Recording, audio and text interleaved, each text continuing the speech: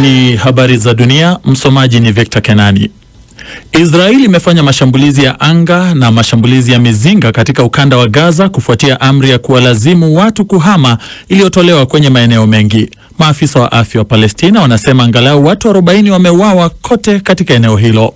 Wanasema kwamba watu 14 waliuawa katika ghala la misaada katika eneo la Zeitun katika jiji la Gaza. Huko Rafa, kusini mwa Gaza, watu 13 wameripotiwa kuuawa walipokuwa wakisubiri kupokea misaada. Mtu mmoja aliyeshuhudia mashambulizi hayo alisema yalidumu usiku kucha na kutikisa ardhi, akisema alihisi kama ni usiku wa kwanza wa vita kwa mara nyingine. Amri ya kuwalazimu watu kuhama iliyotolewa na Israeli hivi punde ni miongoni mwa kubwa zaidi tangu vita hivyo kuanza dhidi ya Hamas tena mwezi Machi. Serikali ya Togo imekanusha madai ya mauaji wakati wa maandamano ya hivi karibuni ya siku 3 dhidi ya serikali yaliyofanyika katika mji mkuu Lome. Katika taarifa iliyotolewa Jumapili, mamlaka za Togo ziliwalaumu watu binafsi ambao wengi wao wanaishi nje ya mipaka ya taifa kwa kuendesha kampeni ya upotoshaji na uchochezi wa chuki, vurugu, ukosefu wa nidhamu na kutotii sheria za kiraia. Martha Saranga anaarifu zaidi.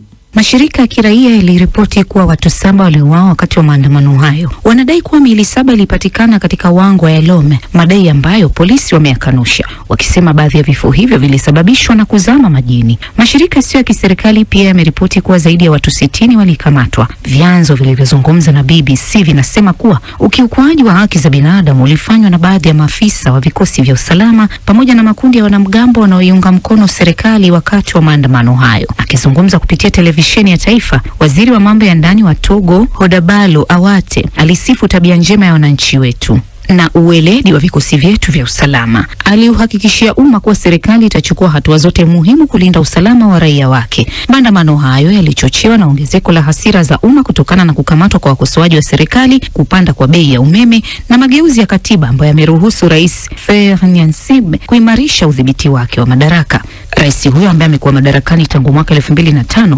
aliapishwa hivi karibuni mnamo Mei kama rais wa kwanza wa baraza la mawaziri, hatua ambayo wengi wanaiona kama njia ya kuimarisha utawala wake na kuongeza muda wake madarakani. Wanaume 9 wamepatikana na hatia kaskazini mwa Ufaransa kwa kusababisha vifo vya wahamiaji waliokufa maji baada ya boti yao kuzama katika njia ya maji kuingia Uingereza. Boti hiyo ilikuwa imeondoka kutoka pwani ya Ufaransa mwezi Disemba mwaka 2022 ikiwa na takriban watu 50 waliokuwa wakijaribu kufika Uingereza. Hata hivyo, boti hiyo ilizama kabla ya kufikia walikokusudia na abiria 8 walikufa maji. Wanaume waliopatikana na hatia wanatoka Afghanistan, Syria na Iraq na waliambia mahakama kwamba walilazimishwa kushirikiana na wasafirishaji haramu wa binadamu. Hata hivyo, mahakama ilisikia ushahidi ulioonyesha kuwa walikuwa wahusika wakuu katika uendeshaji wa mtandao huo wa usafirishaji haramu. Unaendelea kusikiliza taarifa ya habari. Kwa kiasi kikubwa cha msaada wa chakula cha kuokoa maisha, zaidi ya watu milioni 4 tayari wamekimbilia katika nchi jirani kutafuta chakula, makazi na usalama kufuatia vita vya wenyewe kwa wenyewe vilivyodumu kwa miaka 2. Zaidi na Ahmed Bahaj. Kilichoelezwa kuwa janga kubwa zaidi la njaa duniani sasa kinazidi kwa kibaya. WFP imeiambia BBC maboksi madogo ya chakula yaliyopangwa kudumu kwa wiki 2 sasa yanapaswa kuwatosheleza wakimbizi kwa hadi wiki 6.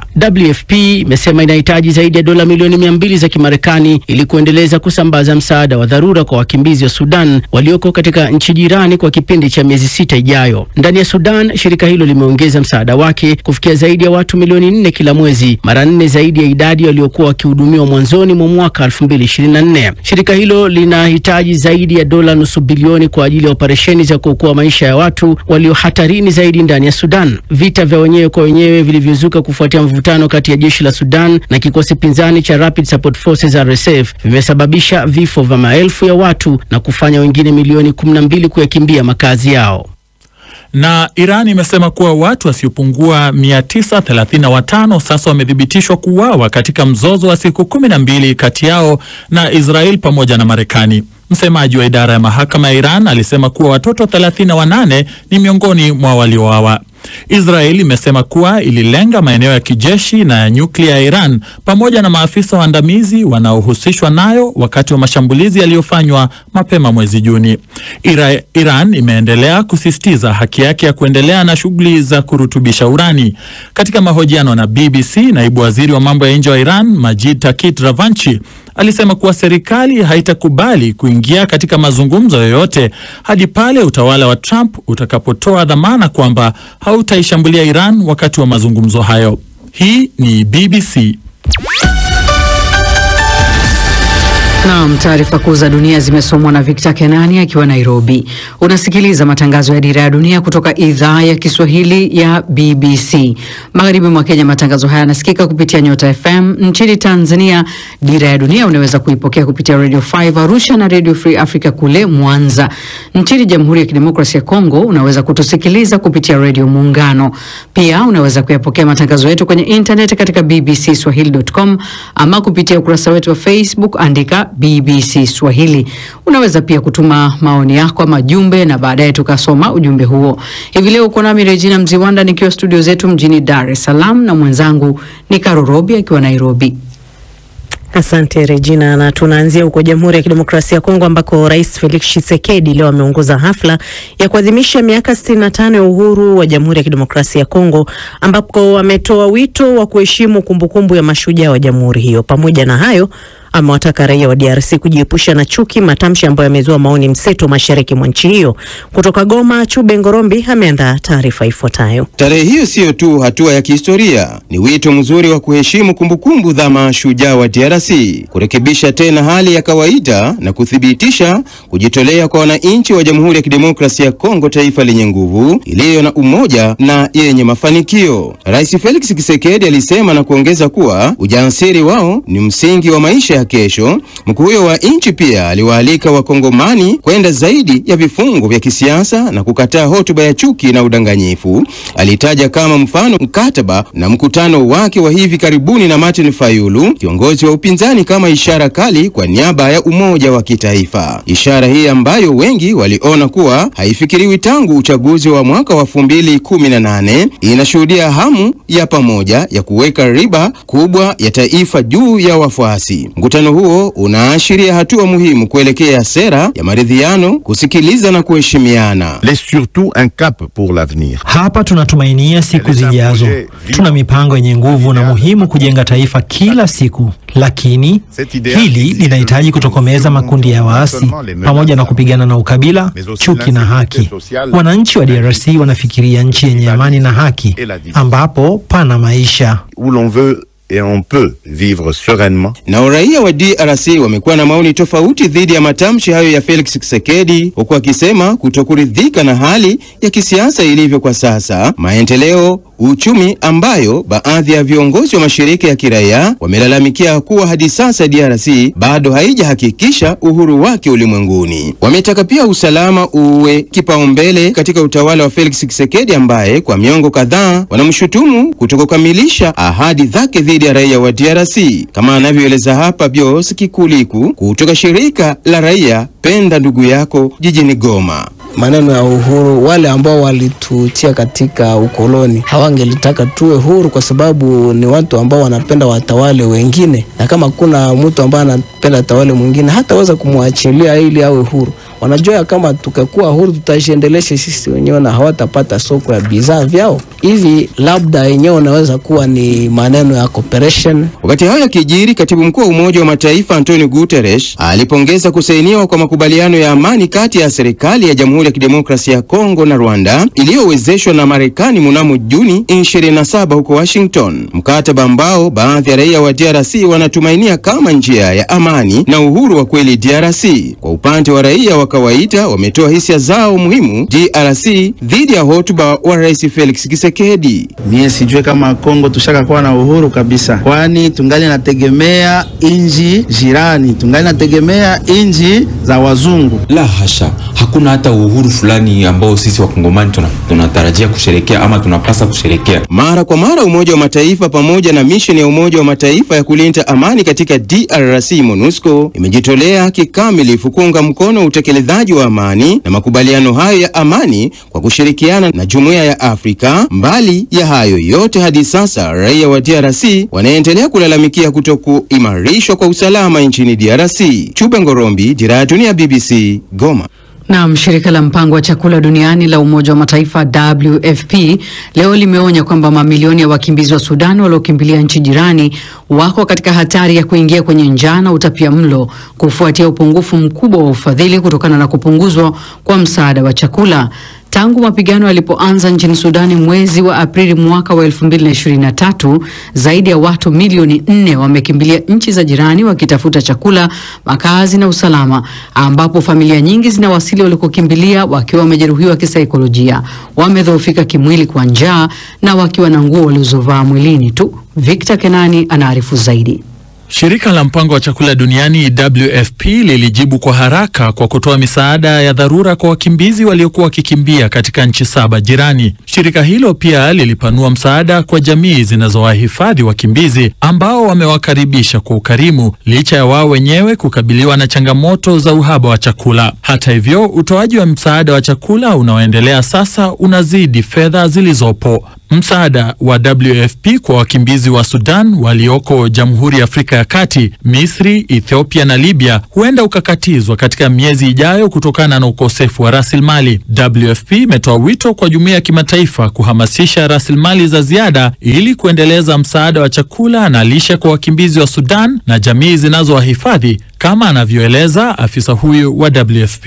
We are really struggling, and this is happening also at a time. Tunapitia kipindi kigumu sana, na hali hii inatokea wakati ambapo kama inavyojulikana vita vinaendelea ndani ya Sudan. Watu milioni 25 wanakabiliwa na njaa kali. Baa la njaa la kutisha lilithibitishwa mwaka jana. Watu milioni 1 wako katika hatari ya kufa kwa njaa. Hata hivyo, hali ni ya mchanganyiko kwa sababu katika miezi 2 hadi 3 iliyopita tumekuwa na mafanikio fulani. Sasa tunawafikia karibu watu milioni 5 kutoka labda milioni 1 au 2 mwaka jana. Hivyo basi tunaweza kuokoa maisha, tunaleta mabadiliko, lakini pia tunakumbwa na upungufu mkubwa wa fedha. We are making a difference, but also there we are running short of funds. Chad, ambayo inahifadhi karibu robo ya wakimbizi milioni 4 waliokimbia Sudan, mgao wa chakula utapungua katika miezi ijayo iwapo michango mipya haitapatikana haraka. Watoto wako katika hatari kubwa zaidi wakati wa vipindi virefu vya ukosefu wa chakula. Viwango vya utapiamlo mkali wa dharura ama GAM miongoni mwa watoto wakimbizi katika vituo vya mapokezi nchini Uganda na Sudan Kusini tayari vimevuka viwango vya hatari, huku wakimbizi wakiwa tayari wamedhoofika kwa utapiamlo hata kabla ya kufika katika nchi jirani kupokea msaada wa dharura. Ndani ya Sudan, WFP imeongeza msaada wake ili kuwafikia zaidi ya watu milioni 4 kwa mwezi, mara 4 zaidi ya waliokuwa wakihudumiwa mwanzoni mwa mwaka 2024. Msaada muhimu wa wakimbizi wapya katika nchi jirani pia umeongezwa. Nchini Chad, WFP ilipanua uwezo wa maghala mara 4 zaidi na kupanua njia za usambazaji chakula ili kusaidia idadi kubwa ya wakimbizi wanaovuka kutoka Darfur na kuendeleza operesheni za kuvusha misaada kwenda Sudan. Nchini Misri na Sudan Kusini, WFP iliongeza msaada wa pesa taslimu baada ya mzozo wa kiraia kuanza mwaka 2023, ikiwajumuisha familia za Sudan zinazostahili ndani ya saa chache baada ya kuwasili nchini humo ili kuwapatia msaada wa haraka. Shirika hilo linasema linahitaji zaidi ya dola milioni 200 za Kimarekani ili kuendeleza shughuli zake za utoaji wa misaada ya dharura kwa wakimbizi wa Sudan walioko katika nchi jirani kwa kipindi cha miezi 6 ijayo. Dola milioni 575 zaidi zinahitajika kwa ajili ya operesheni za kuokoa maisha ya watu walio hatarini zaidi ndani ya Sudan.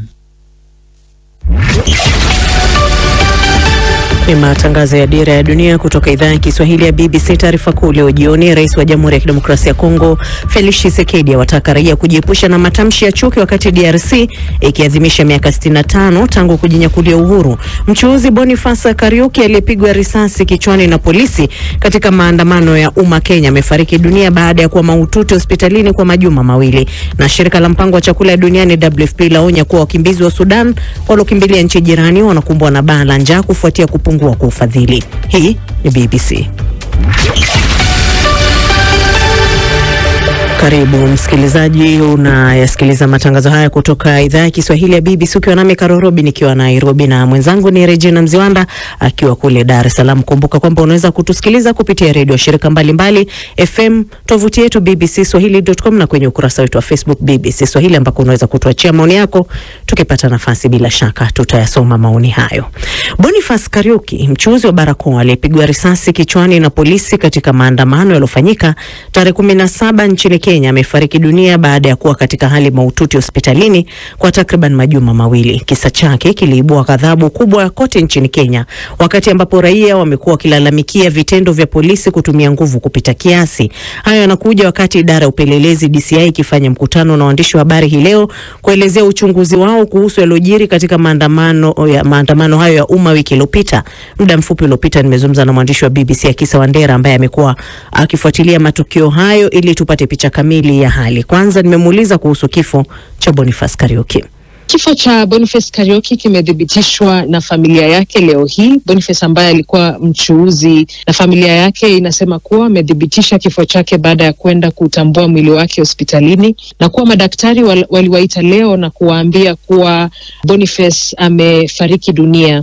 Jana familia ilitoa ripoti ikasema kuwa madaktari wamewaambia kuwa ubongo wa Boniface haufanyi kazi tena, na walikuwa na matumaini, lakini leo hii wameambiwa kuwa Boniface amefariki dunia. Na familia yake inasema kwa sasa wanataka tu uchunguzi ufanyike na haki itendeke kwa kifo cha ndugu yao. DCI ilikuwa na mkutano wa waandishi wa habari. Wamesema nini cha kina kuhusu maandamano wiki iliyopita?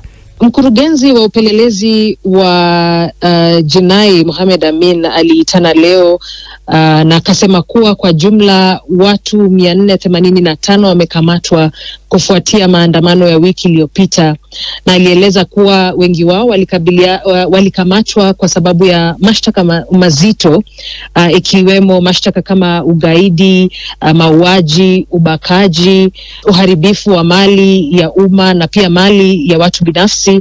Na pia walisema kuwa kulikuwa na watu ambao walifanya mashambulizi dhidi ya maafisa wa polisi. Ghasia hizo walikuwa kina nani na wafadhili wao walikuwa kina nani? Wengi lakini wamekuwa wakinyoshea vidole vya lawama maafisa wa usalama kwa jinsi wanavyojiendesha, sio tu kwa wakati wa maandamano lakini pia dhidi ya wanaokosoa serikali na viongozi. Je, katika mkutano huo DCI wamezungumzia kama nao watajitathmini? Hili limekuwa jambo tata sana, na katika mkutano huu mkurugenzi huu hakugusia lolote kuhusu kujitathmini kwa polisi au afisa wa usalama. Akisa, kuna mwanablogu mwingine Ndiagui Kinyagia ambaye hajulikani aliko tangu tarehe 22 mwezi huu. Kulingana na familia yake wanasema kwamba alichukuliwa na maafisa wa DCI. Je, hilo nalo wameliangazia? Waliangazia na wakasema kuwa ndio walikuwa wanafanya uchunguzi dhidi ya mwanablogu huyu, lakini wakasema kuwa hayuko mikononi mwa DCI. Wanasema kuwa hawakumshika na hata wao hawajui pale ambapo yuko. Na mkurugenzi huyo wa upelelezi alisema kuwa kama mwanablogu huyo anawasikiza, wangependa ajisalimishe katika ofisi zao, manake kuna kesi inaendelea na wanahitaji kuzungumza naye. Lakini alisema hata kesho atakapofika kotini atasema kuwa mwanablogu huyu hayupo mikononi mwa DCI kwa sasa na hawajui aliko. Akisa Wandera, mwandishi wa BBC, anahitimisha mazungumzo baina yake na mwenzangu Karorobi. Na aliyekuwa waziri mkuu wa Kenya Raila Odinga amelaani vikali wito wa waziri wa usalama nchini Kenya Kipchumba Murkomen kwa polisi kuwafuatilia risasi watu watakaojaribu kukaribia vituo vya polisi. Odinga amesema yoyote anayewataka polisi kufyatua risasi anawapaswa kulaaniwa vikali. Phyllis Mwate anaarifu zaidi. Raila Odinga amesema yeyote anayewataka polisi kufyatulia raia risasi anapaswa kukashifiwa vikali. Mtu yoyote anayetoa amri kwa polisi akisema ati mtu akikaribia kituo cha polisi apigwe risasi, unapaswa kuona aibu. Iwapo mtu anafanya kitendo cha uhalifu, mkamate mtu huyo kisha mpeleke mahakamani, umfungulie mashtaka. Arrest that person and take him before a court of law. Charge him.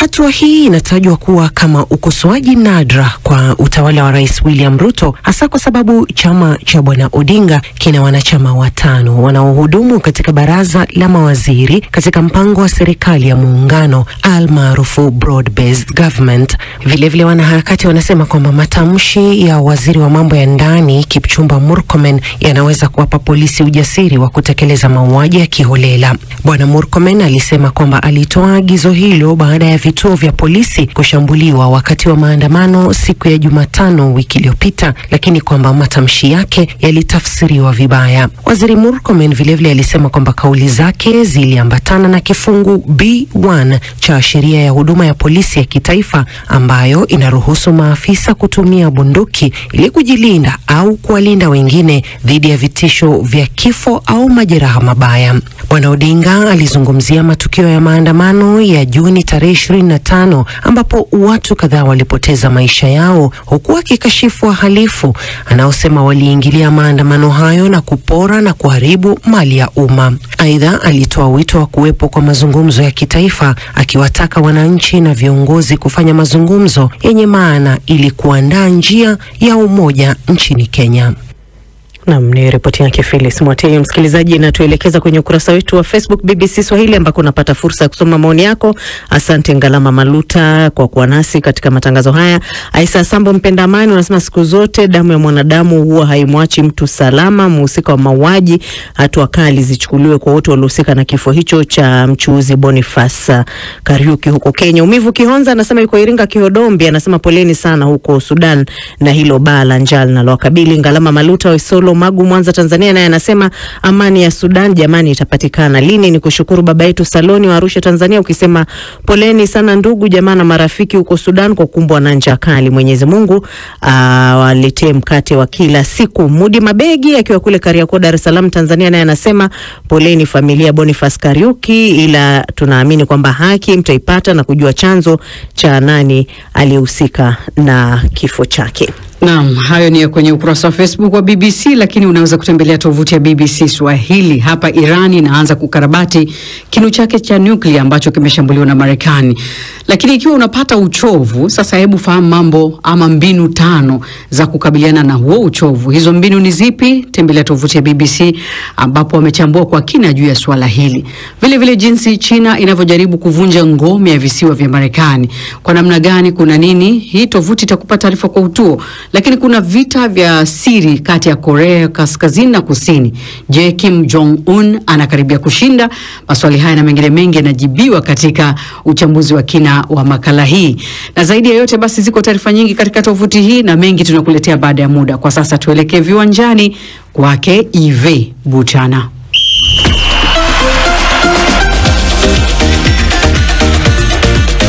Naam, timu ya vijana ya chini ya umri ya miaka 21 ya England ilitetea ubingwa wao wa Ulaya kwa ushindi mnono wa muda wa ziada dhidi ya Ujerumani. Niko naye hapa Bosha Nyanje Junior. Karibu Bosha. Bao la kichwa na mchezaji wa akiba Jonathan Noah dakika 2 baada ya kutokea benchi lilinyakua taji la Euro 2025 huko mjini Bratislava, huku vijana wa Lee Castle wakitetea ubingwa wao huo walioshinda miaka 2 iliyopita. Hadi dakika 90 mabao yalikuwa ni 2-2. England baadaye walipata bao la ushindi dakika 92 wakati mshambuliaji wa Marcel Jonathan alipounganisha kwa kichwa mpira wa cross ya Tyler Morton na kuifanya England kushinda bao 3-2. Ingawa Merlin Loha alijaribu kuipeleka fainali katika mikwaju ya penalti, jitihada zake zilipogonga nguzo dakika za lala salama.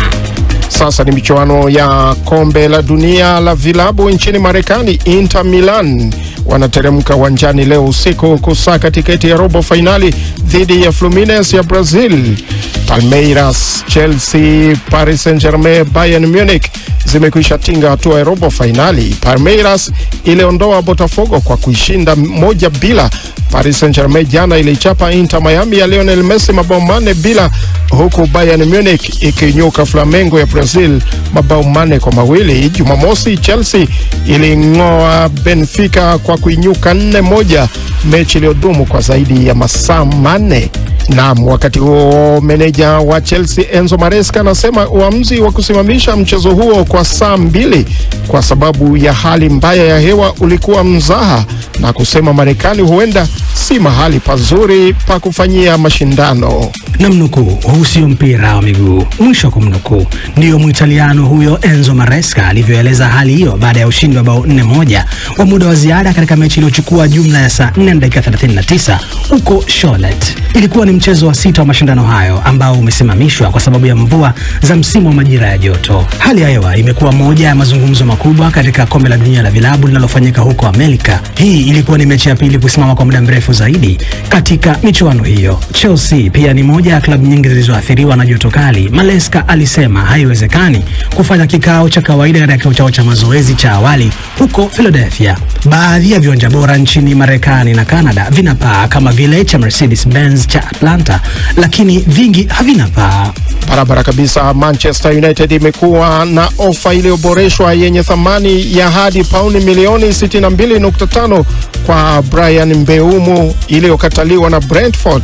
Naam, United wametoa ofa mpya ya pauni milioni 55 pamoja na nyongeza ya pauni milioni 7.5 kama nyongeza mchezaji huyo mwenye umri wa miaka 25. Ikumbukwe kuwa hapo awali United walitoa jumla ya ofa ya pauni milioni 45 na hadi pauni milioni 10 za nyongeza kwa ajili ya kumnasa mshambuliaji huyo wa Cameroon iliyokataliwa mwezi ulioisha. United inatazamiwa kuongeza mabao katika kikosi chake wakiwa tayari wamemsajili mshambuliaji Matheus Cunha kutoka Wolves kwa pauni milioni 62.5. Vyanzo vya habari vinasema Brentford angalau ingekubali dau sawa na walilopokea Wolves. Katika mauzo wa Cunha, Mbeumo alifunga bao 20 akiwa ndiye mfungaji bora zaidi wa Brentford msimu ulioisha na kutoa pasi 9 za mabao.